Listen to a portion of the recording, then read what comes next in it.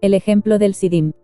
Y dirán las generaciones venideras, vuestros hijos que se levanten después de vosotros, y el extranjero que vendrá de lejanas tierras, cuando vieren las plagas de aquella tierra, y sus enfermedades de que Jehová la habrá hecho enfermar azufre y sal, abrasada toda su tierra, no será sembrada, ni producirá, ni crecerá en ella hierba alguna, como sucedió en la destrucción de Sodoma, y de Gomorra, de Atma y de Zeboim, las cuales Jehová destruyó en su furor, y en su ira. Más aún, todas las naciones dirán: ¿por qué hizo esto Jehová a esta tierra?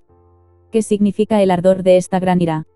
Y responderán: por cuanto dejaron el pacto de Jehová el Dios de sus padres, que él concertó con ellos cuando los sacó de la tierra de Egipto, y fueron, y sirvieron a dioses ajenos, y se inclinaron a ellos, dioses que no conocían, y que ninguna cosa les habían dado. Por tanto, se encendió la ira de Jehová contra esta tierra, para traer sobre ella todas las maldiciones escritas en este libro, y Jehová los desarraigó de su tierra con ira, con furor, y con grande indignación, y los arrojó a otra tierra, como hoy se ve.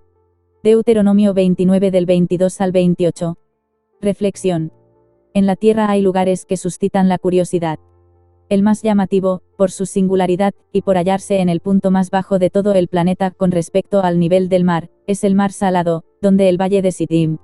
Una zona de sal y asfalto, que no es mar ni hay vida, y donde la hubo en sus orillas hasta que les vino la destrucción repentina. El ejemplo de lo acontecido en el valle de Sidim es la visión más gráfica que podemos tener sobre las consecuencias de la ira de Dios caída sobre la tierra, y debía de bastar con solo nombrar sus ciudades destruidas para que a nadie se le ocurriera quebrantar el pacto con Dios, que se estaba llevando a cabo en los últimos días de Moisés. 3 ciudades nombra el Señor, con 3 ayes hacia ellas, por su rechazo mostrado hacia él a pesar de sus milagros y demostraciones mesiánicas acontecidos en ellas. Ay de ti, Corazín. Ay de ti, Betsaida.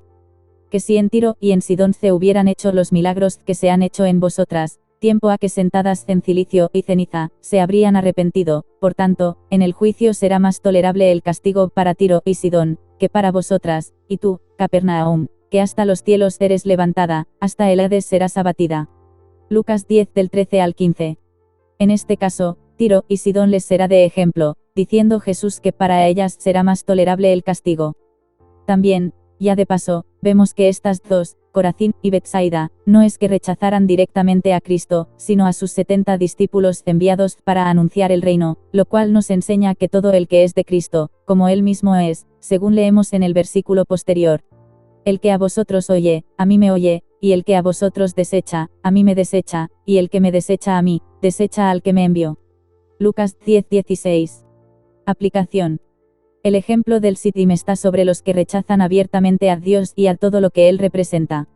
En la obra evangelística no sirve un todo vale pero tampoco sirve un insiste ante el claro rechazo. Esto viene a decir que la proclamación del Evangelio se da en testimonio para que llegue al conocimiento del mundo para su salvación. Del receptor ha de ser la respuesta, en la cual Dios hace la obra por el Espíritu Santo en su conciencia.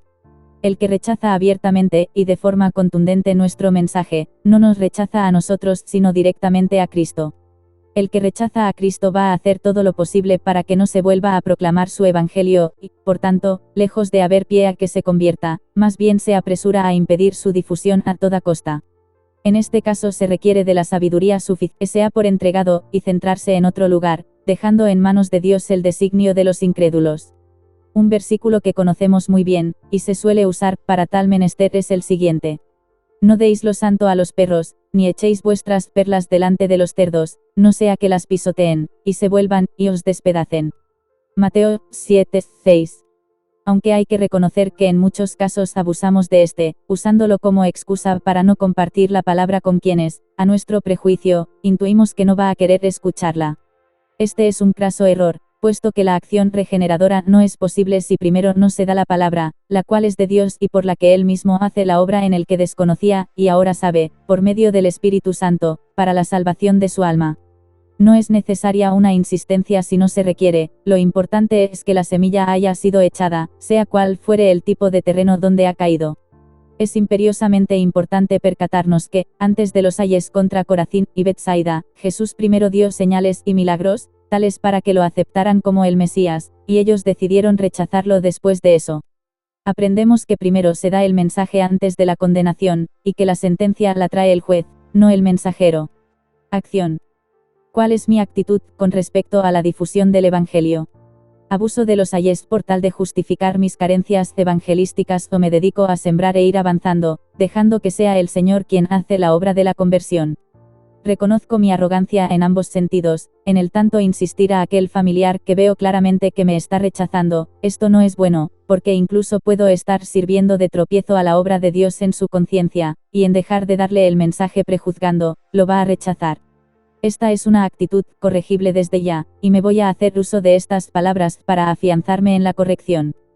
¿Cómo, pues, invocarán a aquel en el cual no han creído? ¿Y cómo creerán en aquel de quien no han oído? ¿Y cómo oirán sin haber quien les predique? ¿Y cómo predicarán si no fueren enviados?